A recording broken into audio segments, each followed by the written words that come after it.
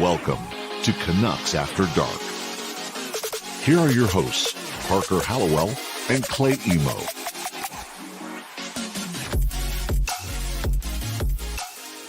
Good evening, Vancouver, and welcome back to Canucks After Dark on a big day for the Vancouver Canucks. A big hire, a great hire, I think, is sort of our initial thoughts, and we'll go into that a little bit more as we get into the show. As always, joined by my co-host here, Canuck Clay. How are you doing today, Clay? I'm great, Parker. Good news for the organization. We found someone who might be smarter than the two of us combined, but we'll see. We'll talk about that, and I hope you are well as well. Absolutely. So, plan for tonight, we'll do our recaps. Have been getting a little long. I think these last three games, only three games, we're gonna keep it pretty tight, concise. Because the big things from today, of course, the assistant general manager hiring from today, and the games this week are big for the Canucks, right? We're talking three teams the Canucks are competing for a playoff spot with, and then Monday they play a team that they better be able to beat. So in theory, this is, if there's a week that the Vancouver Canucks are going to go on a run, you hope it's this one. Yes, good point. So we like talking about what happened, but I think we should focus more on the present and indeed the future. So I like that theory, Parker. Let's do it. All right, and let's just start with the big news of the day. I think we'll do the previews after, because this is the topical topic, and that is Émilie Castonguay was named the Vancouver Canucks assistant general manager at 10:30 this morning. Some fun news sort of propping up in the middle of the day. We've heard a bunch of, names swirling around for this assistant general manager role. One of the main ones being Jennifer Botterill, who we sort of heard last week maybe declined this role, which was pretty interesting. But they go out and they bring in Émilie. There's so many layers to this story, Parker, and I don't know about you. I'm going to admit I did not know a lot about her before they hired. Yeah, and then we read the same the press release. We listened to her interview, and there's so many things to unpack. But I think number one, she's very bright. She's very articulate, and I'm going to dare say that I think French is her first language. Right, growing up in Quebec, so her English is very good, and not only the way she speaks it, but what she's saying, more importantly. I think she hit it out of the park today. I don't know if you'd agree with me. Yeah, I'm pretty much in the same boat. She's clearly intelligent. And look, I don't want to throw any stray bullets out there, but we've been used to some pretty poor communicators, I think is fair. You don't say. And people who don't seem to have had a very straightforward and clear vision.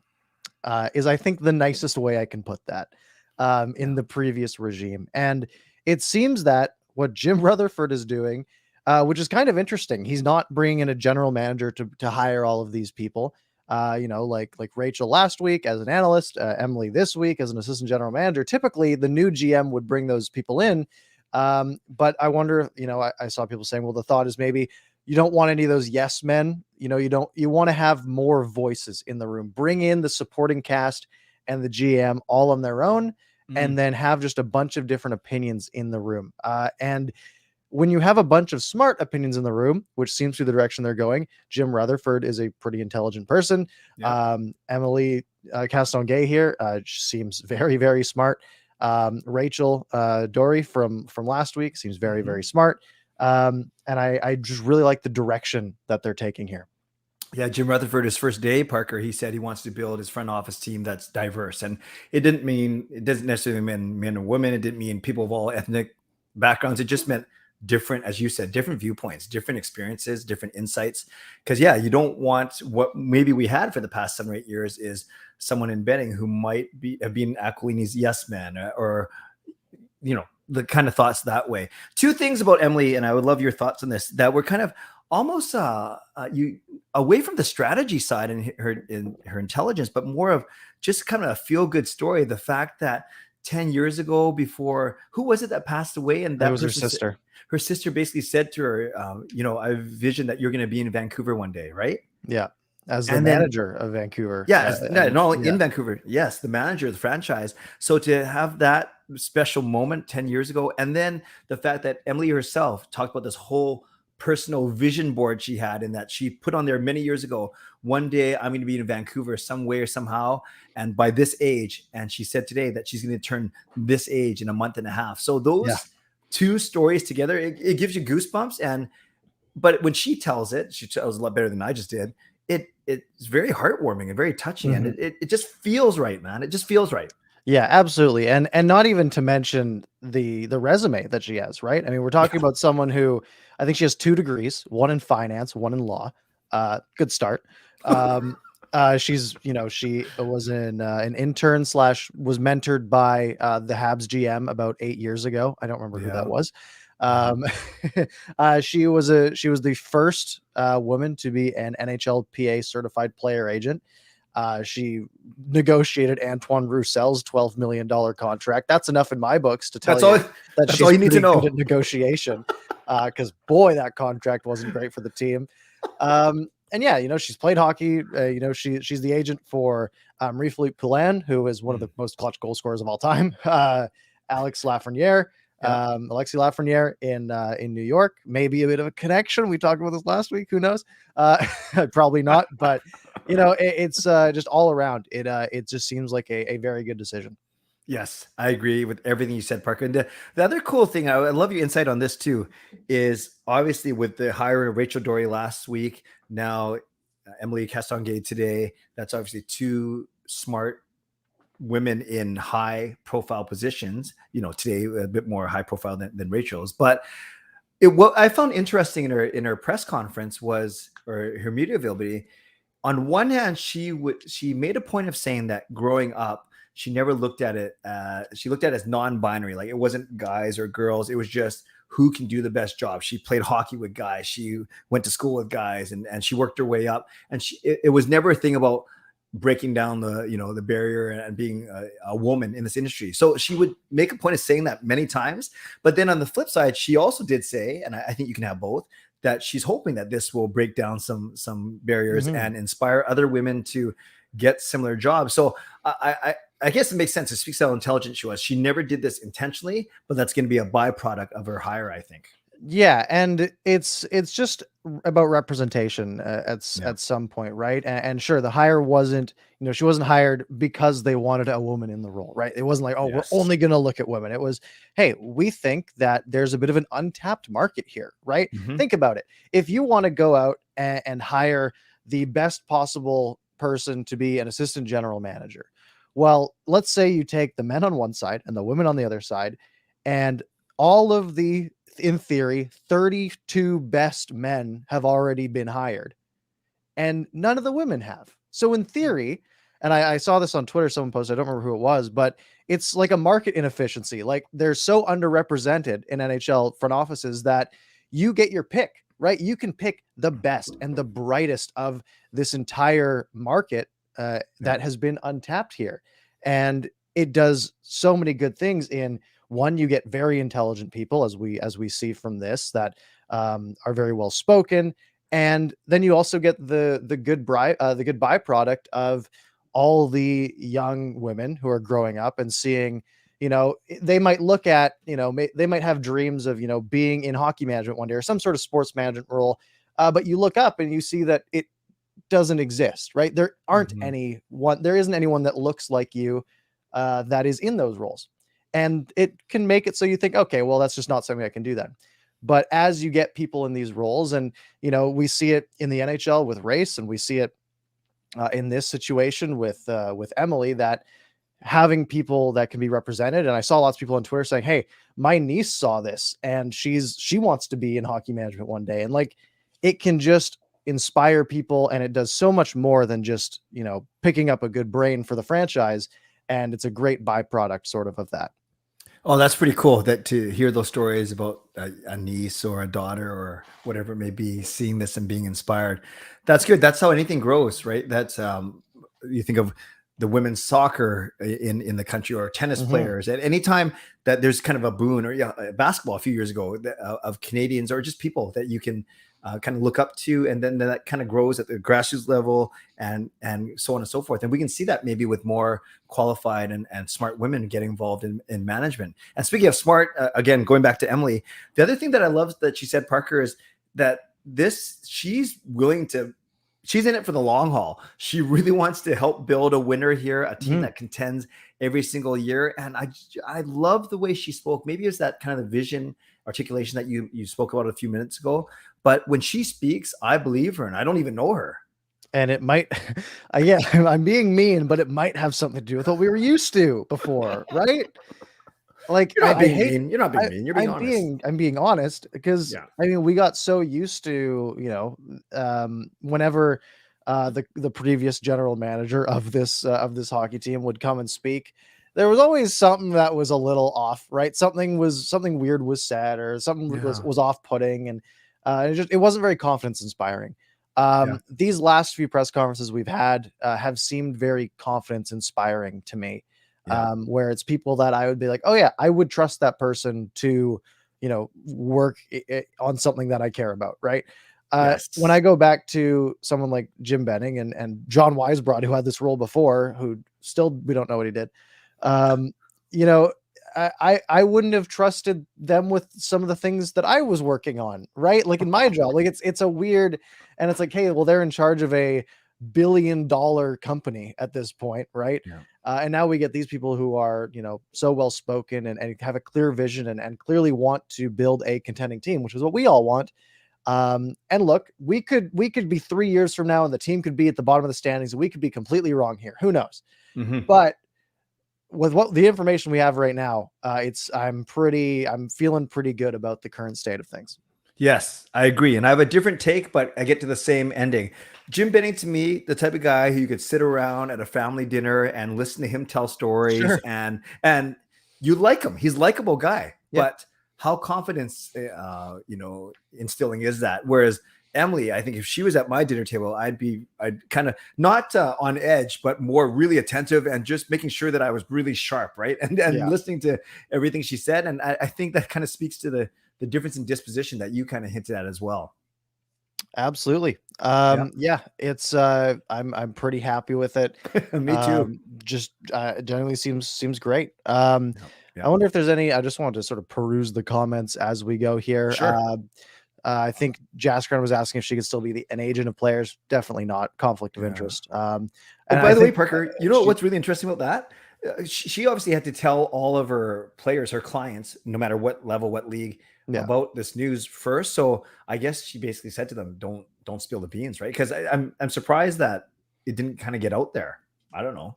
Maybe. Yeah. I wonder, I mean, and I think I heard that she was emotional about it. Like she had like talked to people like Alexis Lafreniere, right? Because that was a big client, right? That was sort of a breakthrough thing. It was like, oh, the first overall pick this year is represented by a woman, and Émilie Castonguay here.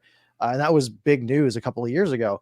So yeah, I'm sure they had a great relationship, and, you know, it must, you know, probably sucks to sever those ties, but, you know, clearly this is what she wanted. And she said Vancouver was sort of her place that she wanted to be. And Rachel Dory said a very similar thing a week ago. And it seems that they're really focused on getting in bright, intelligent people who want to be a part of this organization. And it's weird because, again, 2 months ago, we didn't feel like anyone wanted to come here, right? It's like, oh, well, we got to overpay for free agents because no one wants to come to Vancouver because the team's not great and all this stuff. And now it's like, oh, well, all of these really bright minds want to come to Vancouver and try to build a winning team here. And it looks like things might start to come together, hopefully. What a difference. And I'm not trying to age you or date you, Parker, but I want to make sure. Have you seen the movie Jerry Maguire? I have. Okay, so to me, it's what you know what I thought of when you're talking about Émilie Castonguay and Alexis Lafreniere. Basically, Lafreniere was Emily's Cuba Gooding Jr., right? To Jerry Maguire. He was the number one pick, the prize possession, the one that was gonna, you know, take her to the top, although she was doing very well already. So that's just kind of the image I had in my head for some strange reason. It's a great movie. I think I only watched it like a month ago. So cool. I think all around, anything else you want to add to this? No, I love what you said. And I think what you said was perfect. Who would have thought that 2 months ago in November, right when we're sliding right through that brutal trip in Vegas and Colorado, who would have thought that, maybe you thought there'd be changes, but I don't think anyone had in the mind Rutherford, Dory, Clancy, Smeal promotion, now Castonguay. These are names that I didn't know of, but I'm very happy to learn about them for sure. Yeah, it really seems like an entire overhaul. And I mean, we were worried. Remember, we were like, oh well, they're just gonna get rid of betting. They're gonna bring in Mark Bergevin, and here we go again, right? And it seems like they're just looking for progressive, smart people, and there's Yes. nothing I can complain about there. Good. I like it. I like it. All right, let's do a quick recap of the week, Sure. and a quick recap because it was kind of disappointing. I don't remember what our projections were for the week, but I don't think either of us had losing the entire team to COVID on those No. projections. I think one of us went 1-1-1, and one of us went Probably who 2-0-1 knows? or 2-1 or Yeah. something. Yeah. Yeah. So the week started okay. On Mhm. Tuesday, Canucks go into Nashville to finish off their 5-game road trip, and they basically salvaged the trip, right? They were 0-3 to start, and then they win the last 2 games on the road trip, going to Nashville. Pretty good performance, and I think they were the better team in probably 3.5 to 4 of those games on that road trip, Yeah. even though they only got 2 wins and 4 points. But this was big because it really saved that trip. Can you imagine if they had lost this game and then the last 2, and then things are looking even more bleak? But a good win in Nashville. Yes. And we were joking around before we pressed play that we barely remember this game. It seems so long ago, but I do remember that Pettersson, Podkolzin, and Höglander had a really good game. They dominated. And I think, was this also the game that Lammikko, Mott, and Highmore played very well? I know Lammikko got another goal, so maybe both those lines were good. I think that was the game that they played bad. They got caved. They got caved. I have in my notes. Lammikko line got worked. That's right. Yeah, this is the game where that Pettersson line was dominant. There was the play where Höglander sent Podkolzin on a breakaway. Then Pettersson scored on the rebound there, which was a good start to the game. We had the Brock Besser goal off of sort of a Miller shot that Besser tipped in on the power play, I think that was. And then it was Juho Lammikko who did score, even though that line got worked in the first 2 periods. And it was Tyler Mott playing it out front to Lammikko, and the Canucks won it 3-1. Yeah, you're right. And perspective's everything. They come home winners of 2 straight as opposed to losers of 4 or 5. So that made a big difference for sure. Yeah, and this was, there was one stint in the second period where the Canucks had the puck in the offensive zone for like 6 straight minutes. Do you remember that part? Where Yes. they were just in the zone. Like Pettersson hit the bar, and then they came off the ice for a minute, and they put that line right back on because that line was playing so well. They get the win. They sort of salvage the trip, and then we get the news. The Canucks take a 2-day break. They have the Wednesday, Thursday off. And I think it was Thursday that it came out that Demko tested positive and Halak was still gone. Yeah. So the Canucks were down to their 3rd string goaltender in Spencer Martin as they came home. The first game in front of a home crowd in a long time. Yeah. And it's Spencer Martin in net, which can't be good, except he was good. He was great. He was great.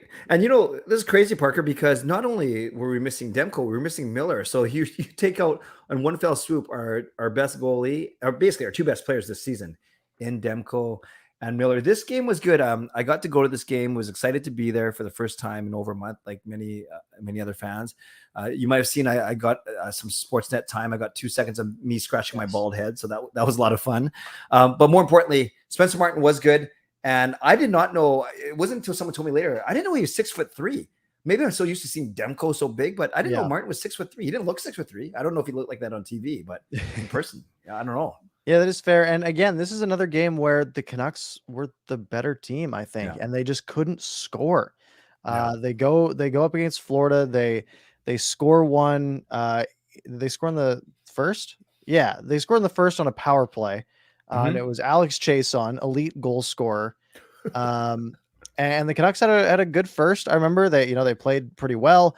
The problem is, they get nothing in the second. They can't score. They go to the third, and they're shorthanded. And once again, the penalty kill caves them in. They have allowed at this point goals in 7 straight games, or whatever it was on the penalty kill, maybe 6 at this point. Penalty kill goes 1 for 2 on the night. Reinhart scores sort of a fluky goal. This one's unlucky, right? Highmore makes actually a really good play to break up a pass, and it ends up right on the stick of Reinhart, and he scores. and Spencer Martin was phenomenal. He saved 33 of 34 shots, was the first star.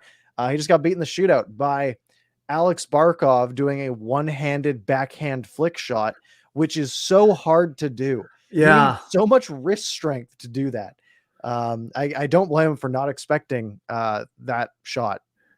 Yeah, I was gonna say you're the hockey player among the two of us, and I was gonna ask you about this because from where I'm sitting in the stands, it looks like it almost was like a broken play. I didn't appreciate the skill until I watched it on replay. You're right, the strength it took, and even Martin, who is a big goalie, it's not like he's shrinking in his net. He actually came out to play him, and it was just, I think Martin even admitted after the game that it was a move he wasn't expecting, and it beat him, kind of thing. But it was a good move.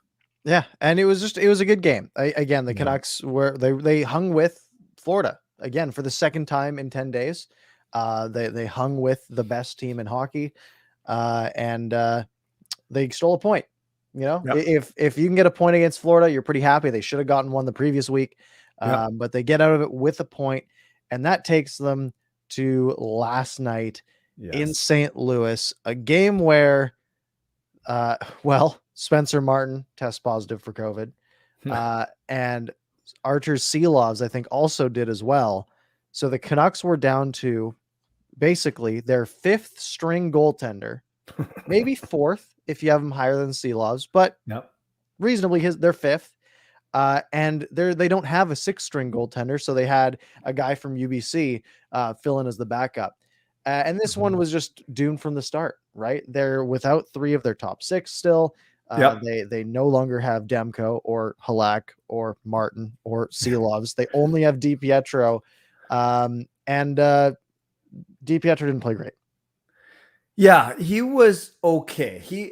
One thing, and I really noticed is we're kind of spoiled with how efficient Demko is with his movement in the crease. DiPietro's very active. I think that's a good way of putting it. Demko's a lot bigger, so he doesn't have to move as much. I get all that. But Demko is just so efficient with his movement, and I think you see not only his size, but the way he's been working with Ian Clark. DiPietro's a fighter. Let's give him that for sure, but he's whatever. He's probably listed as 6 feet maybe, and he's so small, and he's scrambling, he's active, he has to slide, whereas Demko can just kind of step. It's all these things, and I thought the first goal wasn't his fault. His deflection goes over him. The second one maybe could have played deflection. It better. That first goal was a fantastic goal by Falk.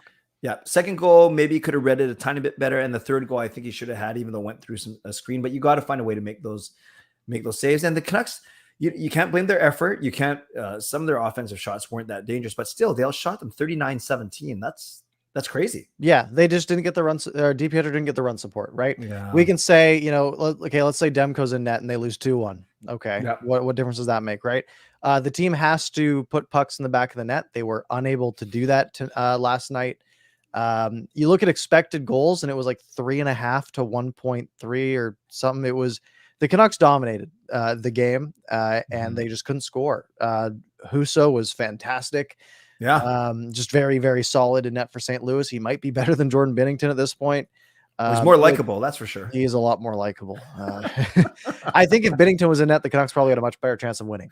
And I don't think that's that hot of a take, because the Canucks have had Binnington's number a bit in the past. But some of the pluses from this game, Brock Besser had 6 shots. I think they were all in the first period, if I'm not mistaken, because I think they mentioned that he had 6 shots in the first period. Wow. And he finished the game with that, but he had like 11 attempts or something along those lines. Okay. I think my biggest one, though, was Quinn Hughes. He is so good. Yeah. And he just continues he's just like a pressure valve back there, right? Anytime anything gets a little bit dangerous, the puck goes to him, and he just creates separation, makes a great breakup pass, and the Canucks are moving down the ice. He is so, so valuable. Another 5 shots on goal last night. He is impressing me every single game.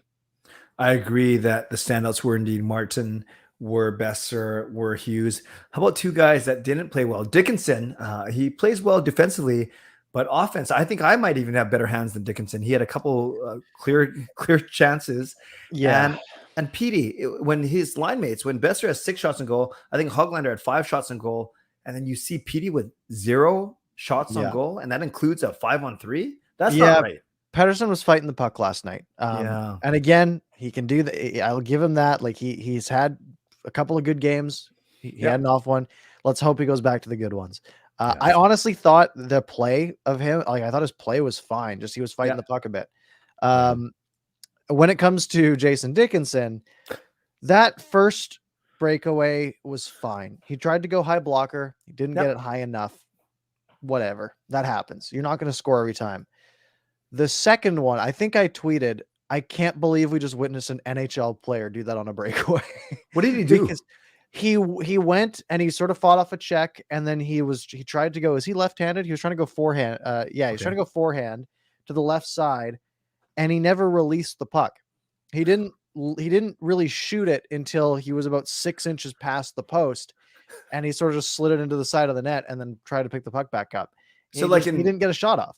Oh, so it's like an NHL when your hand slips off the controller kind of thing. Yeah, or the batteries go dead, like as they're on a breakaway, just like kind of slide in and nothing happens. That was bizarre to me. Again, that's not his job. Good on him for getting the 2 breakaways, but it's a whole different game if he capitalizes on one of those. We don't have to get too much into it right now, but that 2.65, some people are saying he doesn't seem to be worth it right now. Yeah, I think if a trade scenario were to come up around the deadline and you can get anything for him, I think you might consider it, just because the value of the contract. Again, it's a salary cap league where it's really which team is most money efficient is the best team in the NHL, right? It's not about the best players, it's the best value for money. And we see that with Edmonton, where you have 2 of the best players and then the rest of your cap is wasted on guys like Duncan Keith, who makes way too much money, and goalies that can't make saves. And they lose games because of it. Yeah, it was a tough week, but they have some big games coming up this week. Now, I think Demko's in theory could be back tomorrow. Yes. Both Demko and Miller, because they quarantined in Canada. Right. So we're at the point where if they are negative tomorrow, I believe they are good to play. So that's correct. Hopefully they've cleared it out of their system and they're good to go. Otherwise, I guess it's DiPietro again, right? Yeah. There's no one else. There's no one else. So yeah. So hopefully they come back. That would be a big boon for the team, especially with how important these games are, because tomorrow they take on a team that they are fighting tooth and nail for a playoff spot against, and that is the Edmonton Oilers. Wow. And man, all 3, I know we're going to go one by one, but all 3 of these games, 3 Canadian teams. Yeah, teams that were battling. So the Oilers, Matt, Evander Kane's not playing for them yet, is he? I don't think so. No. Okay. But the Canucks are even in points with the Oilers as of today. I don't think they're playing today, are they?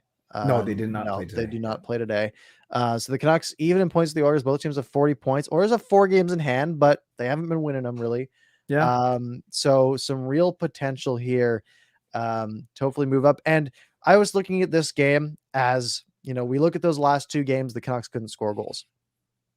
Prime opportunity here. You're going up against a team that's having goaltending issues, that is getting into some slugfests in their games, right? We look at their last few games, 8 goals in their game against the Flames. They won 5-3. The 6-0 loss to the Panthers. Panthers scored 6 goals. They lost 6-4 to the Senators. So their last 3 games have had 10, 16, 24 goals total in those last 3 games. So we can pump them is what you're saying. Take the over is what I'm saying. Because even if they don't win this game, I think this is a big opportunity to get the goal scoring flowing, right? The Canucks should score 3 or 4 goals tomorrow night, I'm thinking.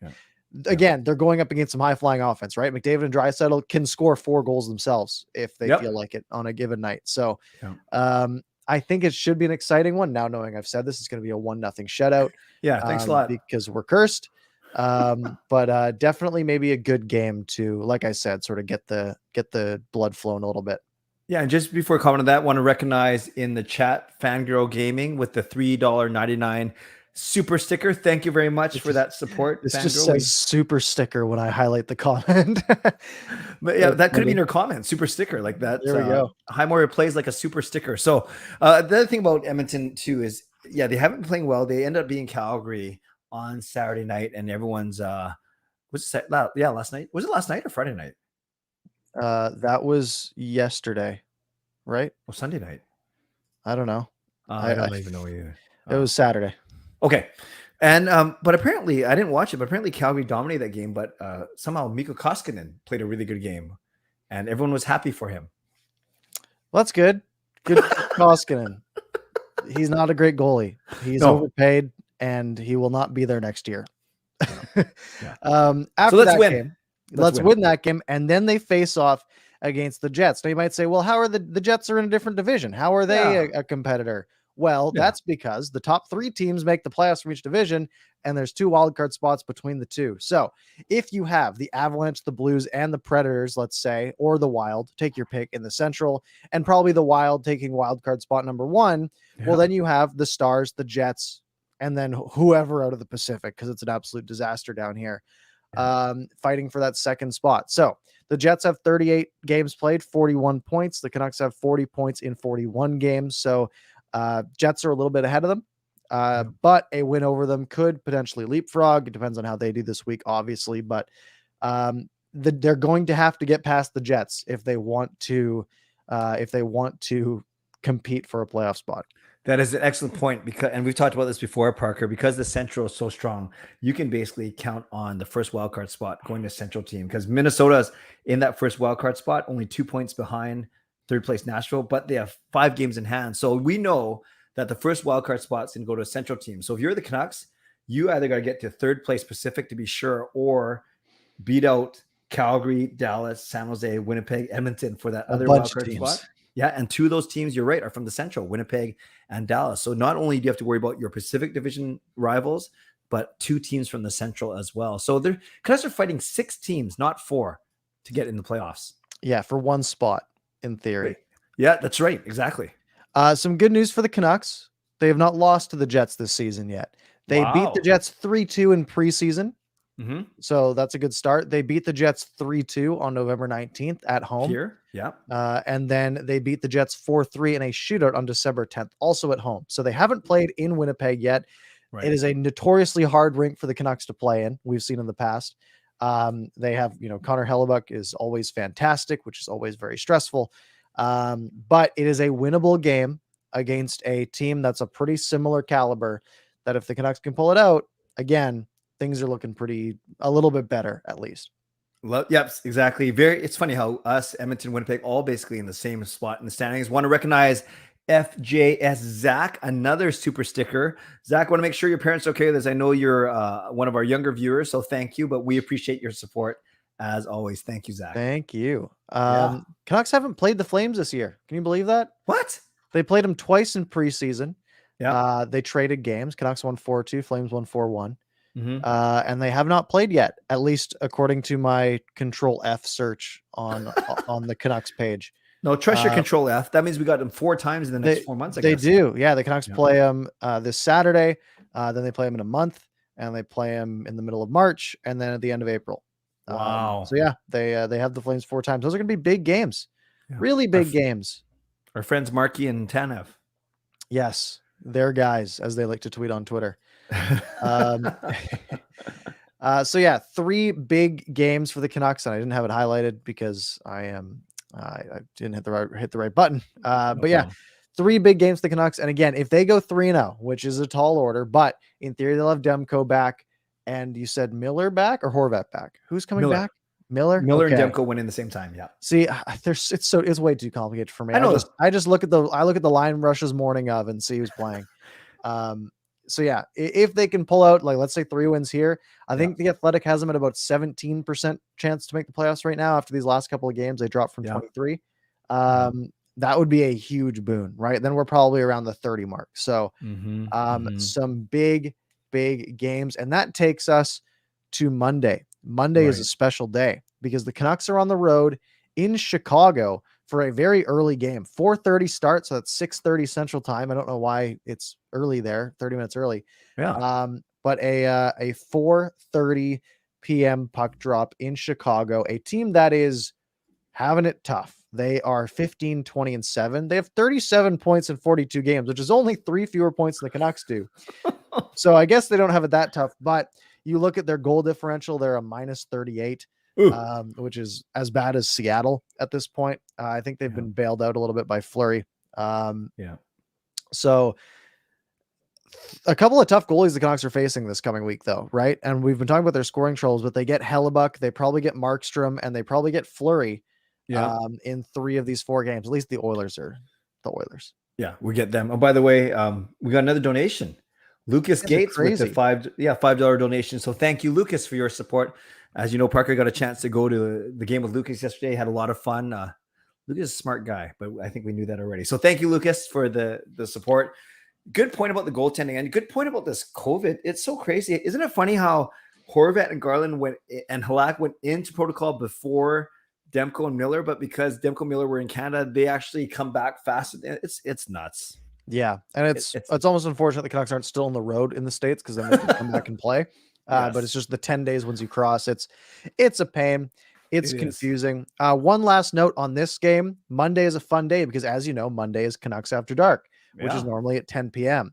But this game is early, which means we're going to do the show a little bit earlier. So the plan for Monday, Canucks game, 4:30, probably ends around 7:10, around there.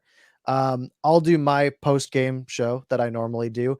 And then at 8 o'clock, we're coming here 2 hours early. We're going Central Time as if we were in Chicago. That's true. So it's an early show on Monday. So you can have all Canucks for, I guess, 5 hours or 4.5 hours or whatever it ends up being. So 8 p.m. next Monday, set your alarm, I guess, and come hang out with us with a little sort of post game. And we'll recap these last 4 games that we just sort of discussed now. And maybe we should have some GM news by then, I think, because Jim Rutherford said they might be looking this week. So definitely a big one to keep your eye on. Yes. And 8 p.m., we recognize it might not be ideal for some of you who are used to coming at 10, but it might actually be more ideal for others that might want to join from the East or whatever, or a different time zone. We won't divulge why. It's a good reason. We won't divulge why we are going early until that day if we feel like it, but maybe we'll let you guys speculate for a week, but everything's good. It's always that I have a hockey game. It's the same thing every time. I have a late hockey game on Monday. It's all about me. Well, thanks for working the suspense, but yes, it's fine. We're happy to do it. No, it's not a 3-hour show, Coach Rob, because Parker's got to get to his game and score some goals. I'll leave you here if you want to just go. I'd break it, man. I wouldn't know what to do. Oh boy, my chair just broke. Oh, speaking of breaking, it just fell a foot. So we'll do an early show on Monday, just basically a full, hopefully they win that night. So it's a fun, just spread of Canucks coverage. Yeah. And one last thing I want to mention while we're still sort of talking about those last couple of games that happened. Yeah. I was curious last night. So I went onto the old NHL.com stats page, went by teams, and then I clicked on report and I said, let's see some things about shots. And I said, get stats. And then I sorted by, and I'm going to do it as we speak here. If it lets me, I'm going to sort by shooting percentage because I'm curious. The Canucks don't seem to get much shooting luck. Oh, they have the worst shooting percentage in the NHL. That I feel like that hasn't been brought up very much. But the Vancouver Canucks are shooting after last night at a 7.4% clip. So opposing goalies have a 926 save percentage against the Canucks so far this season. They have only scored 100 goals in 41 games. Oh. Did you tweet that or talk about it in your post game? Because I thought I did tweet it. You did tweet it. Okay, that's what makes sense then. Wow. And you look at last night as a good example, actually.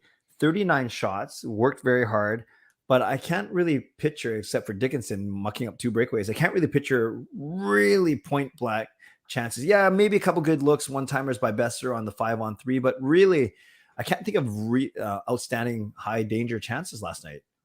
Yeah, no, and they're just not converting. Part of that is maybe low percentage chances and things of that nature, but worst in the league is something to look at here, right? What also in my tweet, what I said is I looked at the league median. So I looked at the middle of the road, which is Ottawa and Dallas are 16th and 17th in that regard. They're at 9.4%.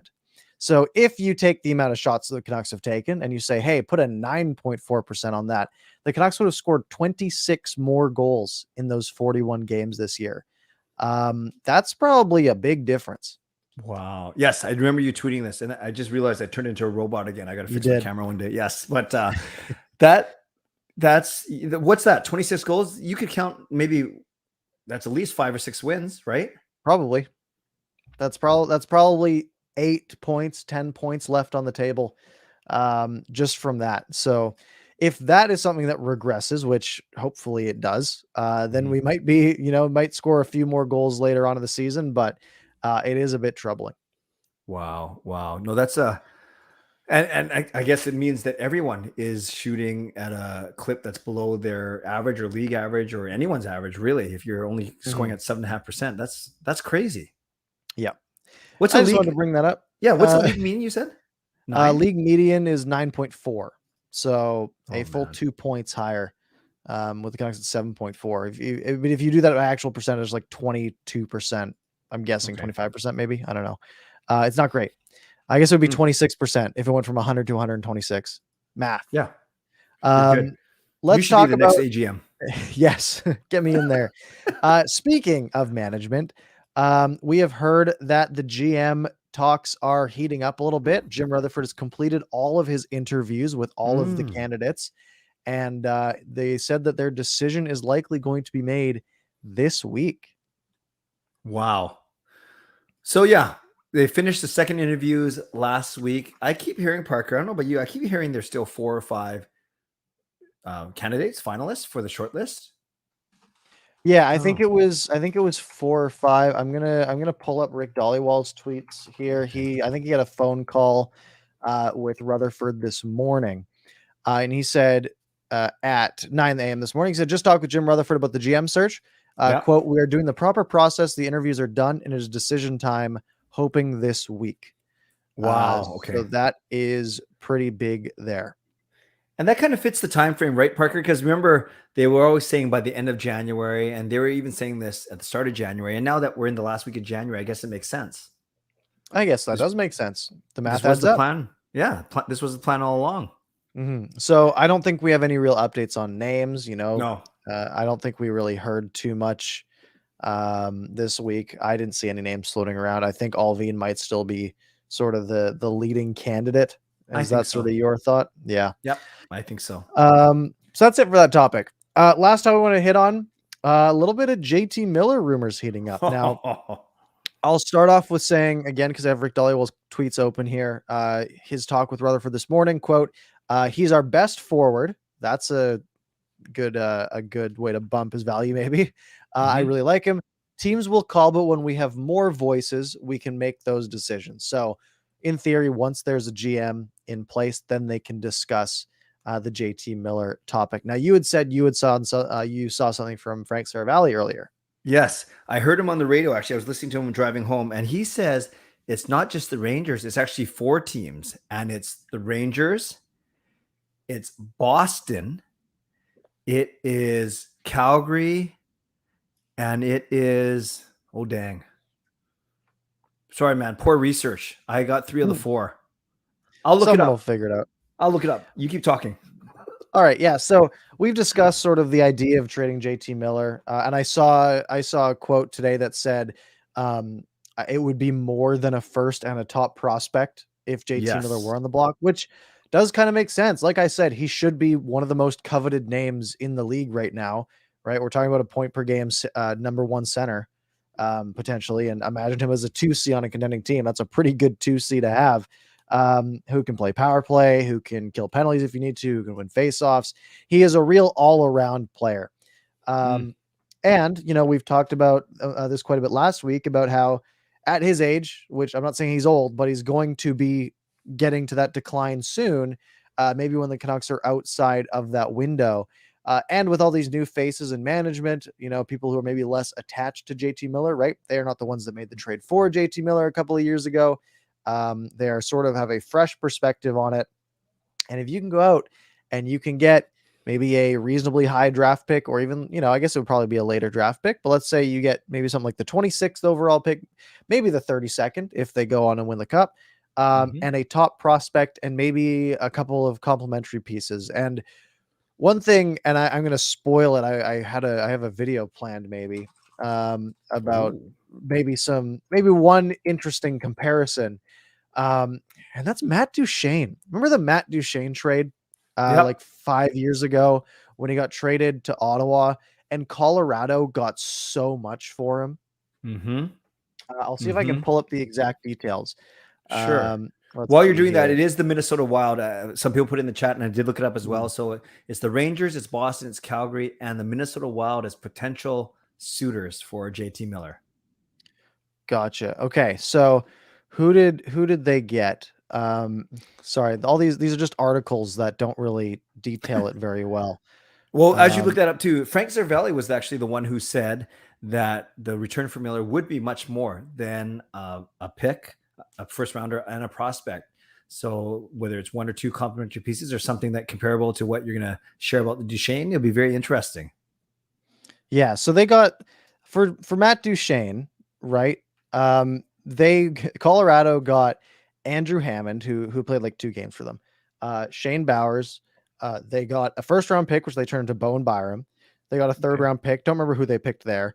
They got a second round pick, who I think was a good one. Again, this doesn't have the name because this is just a dumb video. Sam Girard Wow. and Vladislav Kamenev, who's in Russia, but they still have his rights. So they got, for Matt Duchene, we're talking a high first round pick, which they turned into Byram. Although that Mhm. wasn't going to be a high first round pick, but Ottawa, I think, played really bad the next year. Yes. And then they turned, and Sam Girard, who's a fantastic defenseman, and a couple other pieces, right? If we're talking about that sort of return for JT Miller, I think you're getting to the point where you might just want to pull that trigger. That is crazy. So 2 top 4 defensemen eventually, a couple roster players, and a couple lottery tickets in the draft. Wow, so that's at least 5 or 6 assets for one player. And a lot of it comes down to scouting, right? Yeah. Guys like Sam Girard as an option, right? Sam Girard, who they took from Nashville in that trade, because there was sort of the 3-way trade. Sam Girard wasn't necessarily going to be a star, but I guess they had good pro scouting. They thought, oh, this guy's going to be good.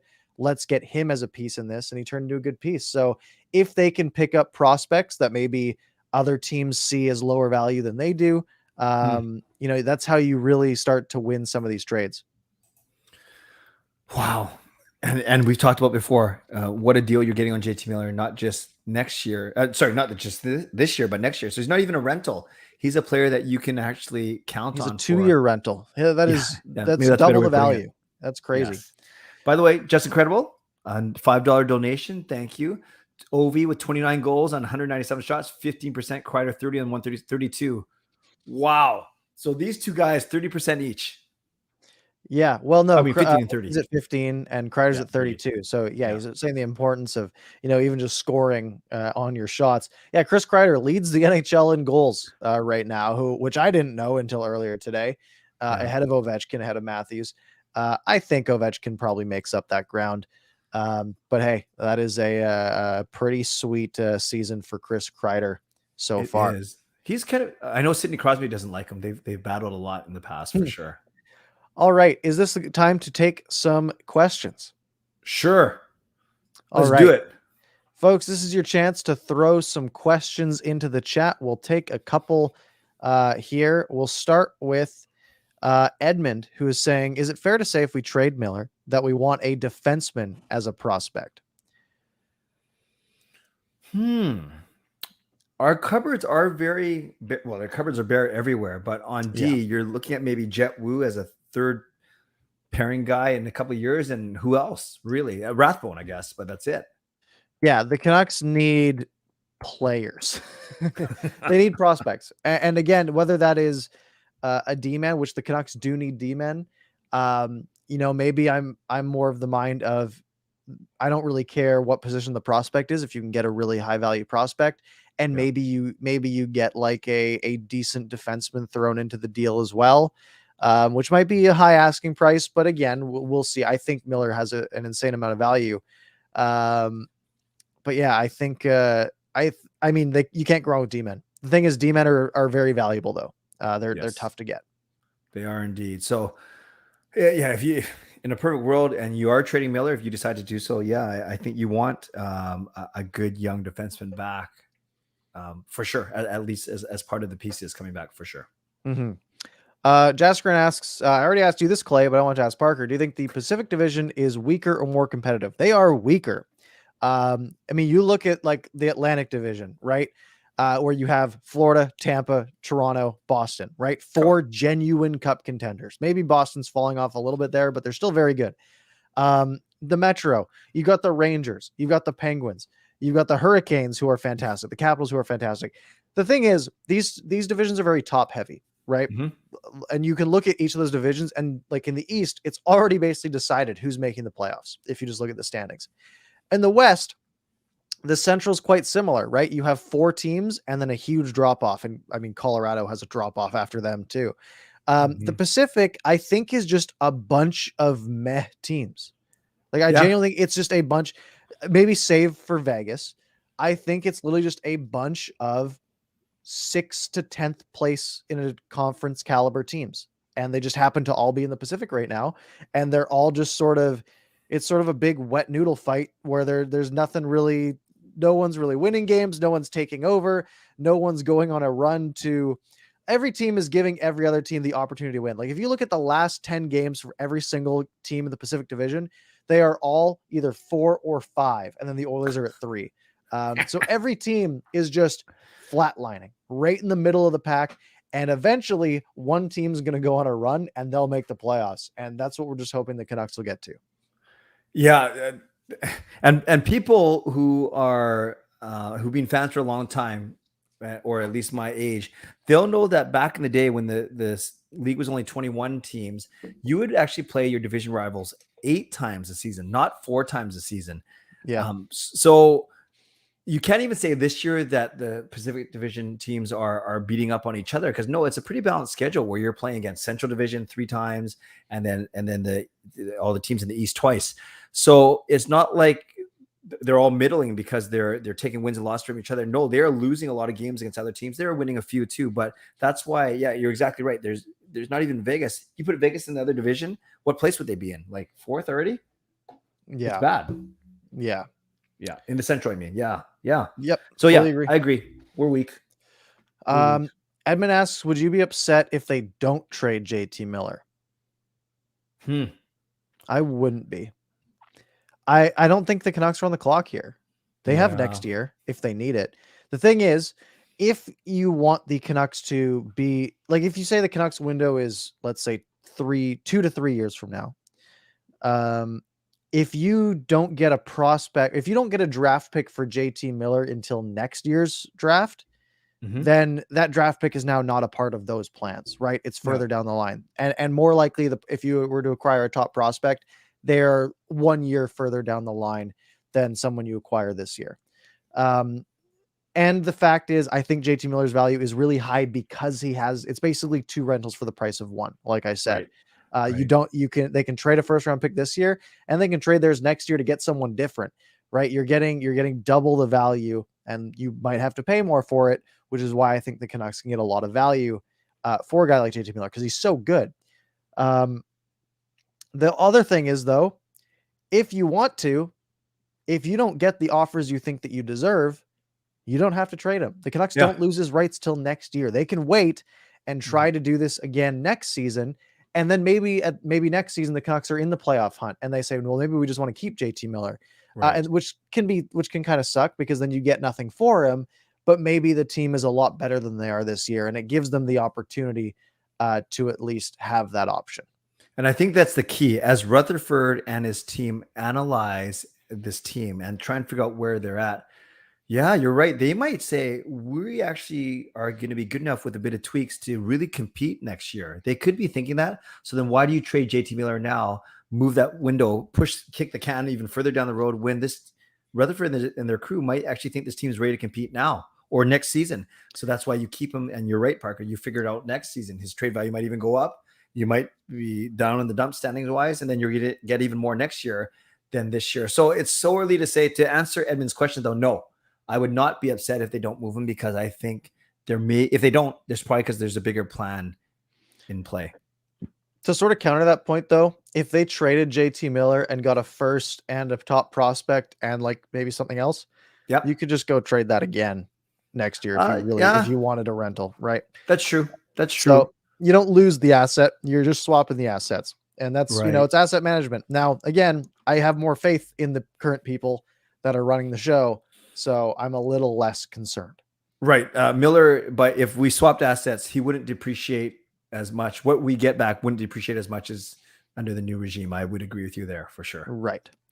Fangirl, a fun question. We'll touch on this one quickly. Would you rather do Family Feud or The Amazing Race? This is a no-brainer. For me, it's Family Feud, actually. Oh, no, because I think I would do better with my family on that show. Amazing Race would be way more fun, the traveling and the adventure. But I actually think I'd have a better chance of winning on Family Feud because my family is a lot smarter and a lot more fun than I am. And I think the five of us you need five people. There'd be Amazing Race. I'd be fighting with Gail. I'd be fighting unless you and I went, and then you could just boss me around. I'd say sure, and then we would do really good. I think you and I would actually do good on Amazing Race. It's a no-brainer. Family Feud, it's one day and you only win like 20 grand. Amazing Race, you can win $1 million. You get to travel the world. That seems way more fun. I'm taking the Amazing Race all day. Okay, friends, you guys are so loyal to us. Drop in the chat. Don't tell us who's going to be better at Amazing Race. Tell us if you think Parker and Clay would be a good team on Amazing Race. Would we win the whole thing, or would we get donked in the first leg? I think we'd make it a few legs, but I don't think we'd win the whole team, the whole thing. We'd be like at the airport trying to get on a flight. I'd be at the bar watching a Canucks game. Like, it's fine. I'll take the next flight. Love it. Let's see. Any of these other ones you want to take here? I can't be the only one looking at questions. Okay. While I drink my mini 7-Up, that makes my actually we didn't do predictions. Let's go Cody's. Clay and Parker, any score predictions for each game this week? And whoever gets traded out, how confident are you guys in getting decent pieces back? Okay, so let's do the first one. We don't have to go scores, but of these 4 games, Edmonton, Winnipeg, Calgary, Chicago, what are you saying? 3-1. I think they lose to Winnipeg. But take the other 3. Sure. Yeah. I think Winnipeg scares me. Hellebuck scares me. I think they can score more goals on the other teams. So that's what I'm going with. As long as they stay healthy. Yeah. They should be, just for the sake of argument, I'll go 2-1-1. So very close to yours, basically, in essence, the same thing. And then the second part, he says, is can we compete while selling? Right. And are we confident in getting decent pieces back for who gets traded out? I am at this point. Again, we don't really have a track record to go off of with these new hires, but again, they seem smart. Could they compete while selling? Again, I think you could sell and then just see if you make the playoffs this year. But I don't think they're competing even if they don't sell this year. I agree. I agree with you. Exactly. Yep. Awesome. Any other ones you want to grab here? Let me look. Justin's asking that there might be a word out there they're not done hiring AGMs. Do most teams have 1 AGM or 2? Yeah, that's a good question. Idea. I don't know much about front office makeup. Well, last year we did have 2. We had Stan Smeal was an AGM, a very quiet one. No, we had more because wasn't Wise brought an AGM, or maybe that's it. Actually, now I think about it, but it's more than one. I'm fine with more than one voice. I'm fine with more voices in the room. You can get too many, but you can also have not enough, which I think is sort of the boat they were in before. Yeah. So again, I think more smart people can't hurt. So they have Clancy, right, who was named last month. They have now Castonguay. They have Smeal is assistant president, right? Right. Yeah, I guess they do have 2 AGMs already. I forgot about Clancy. Yeah. My bad. I guess they could have 3, I guess. Let's get everyone. Everyone's an AGM. Sure. They already got scouts and analysts and all this stuff. You can have as many names as you want. Yeah. Anything else here? I'm also watching tennis off to the side here. Exciting. Chapo is forced a 5th set against Rafael Nadal. Oh, good. Hope you guys weren't recording that. Sorry if I spoiled anything. Yeah, nice one. Hopefully we get some Canadian wins here. Anything else you want to take? Jasper's giving you some love. He says that you would carry the team in Amazing Race. I can't actually, I can't disagree though. I'll do my best. I'll do my best. Or do you want to wrap up there? I think we'll call that for the night. Thank you guys for hanging out with us. Like we said, 8 p.m. next Monday. Make sure you're subscribed to both of us, Parker's Pucks, Canuck Clay. We do videos after the games, streams after the games. We do a bunch of stuff. Come follow both of us and stick around Monday, 8 p.m. Subscribe if you haven't already. If you missed any part of the show, which I know some of you have, because again, that chart goes up throughout the show. You can rewind back to the beginning, or you can find it on your favorite podcast platform in about 20 minutes or so. Whether it's Apple Podcast, Spotify, just search Canucks After Dark. It's all linked down below. Clay, any parting words for the night? I think we're going to hear even bigger news this week with the announcement of a new GM. So as we've talked about for a good half an hour at the start, these are exciting times for the Canucks off the ice. So let's see if they can get some players back, match that excitement on the ice, and have a little bit of a push heading into this now February, which was supposed to be a break, but won't be anymore. You never know. We're not out of it, but we got to string some wins together. Absolutely. All right. Thank you guys very much. We will see you